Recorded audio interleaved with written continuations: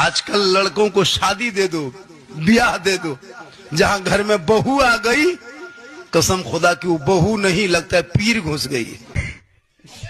बहू क्या रहेगी, जादूगरनी है। हम लोग फूंकते फूंकते थक गए, आज तक किसी को सही रास्ते में खड़ा नहीं कर सके।